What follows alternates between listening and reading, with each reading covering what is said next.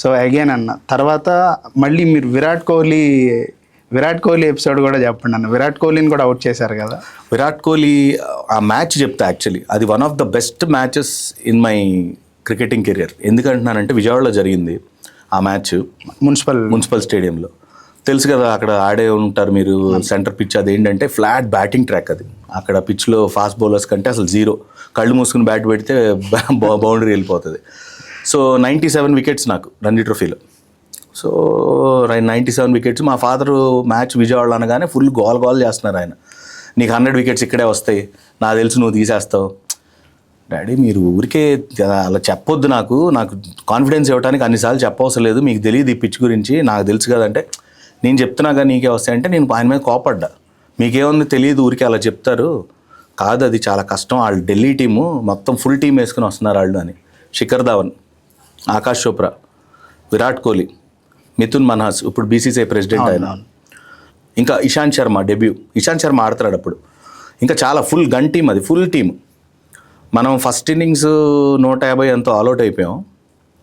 వాళ్ళు ఏదో some target, వాళ్ళు ఏదో సమ్ 250 సమ్ ఎంతో టార్గెట్ ఉంది. 4th ఇన్నింగ్స్ మనకి టార్గెట్ ఇచ్చారు వాళ్ళు. ఓకే.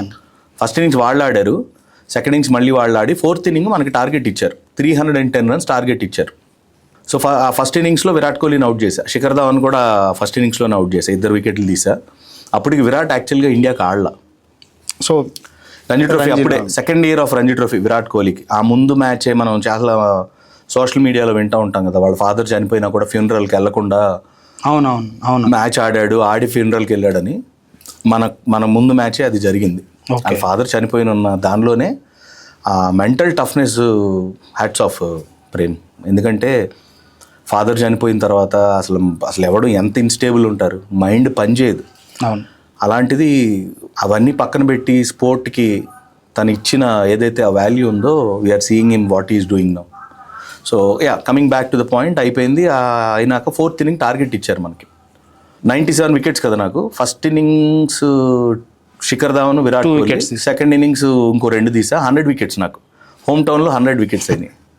మా ఫాదర్ విజిల్స్, ఆయన చెప్పింది చేశారు. ఆయన నేను చెప్పానా అని చెప్పి. అది ఆ రోజు final day of Ranji trophy match. 7-8 వేల మంది వచ్చారు విజయవాడలో మ్యాచ్ చూడటానికి. గ్యాలరీలు నిండిపోయినాయి. ఇషాంత్ శర్మ వాళ్ళందరూ ఫుల్ ప్రెషర్. మ్యాచ్ మనం గెలిచే పరిస్థితికి వచ్చేసింది. 310 టార్గెట్లో ఫస్ట్ 110కి 6 వికెట్స్ పడిపోతే లాస్ట్ ముగ్గురు మేము, నేను, షాబుద్దీన్ అతను, ఫాయక్ అనే మీ ముగ్గురు 170 రన్స్ పార్ట్నర్షిప్ పెట్టాం. షాబుద్దీన్ నేను ఆడుతున్నాం బ్యాటింగ్. నేను 49 మీద బ్యాటింగ్, అతను 97 మీద బ్యాటింగ్. ఢిల్లీ వాళ్ళు లిటరల్గా మొత్తం లైన్ మీద, మొత్తం 9 మంది లైన్ మీదే, ఎవడు దగ్గర లేడు. ఓవర్స్ అయిపోవాలి, డ్రా చేసుకోవాలి వాళ్ళు, లేకపోతే మనం సెమీఫైనల్కి వెళ్తాం. రంజీ ట్రోఫీ సెమీఫైనల్ హిస్టరీ, అది ఫస్ట్ టైం వెళ్ళేవాళ్ళం. సో మొత్తం లైన్ మీద ఉన్నారు. ఇతను షాబుద్దీన్ హీరో అవుదామని, సెంచరీ కొడదామని చెప్పి పైకి కొట్టాడు, లాంగ్ ఆఫ్లో అవుట్. ఇంకొక బ్యాట్స్మెన్ వచ్చాడు విజయ్ అని, తనకు అంత బ్యాటింగ్ చేయడు తను.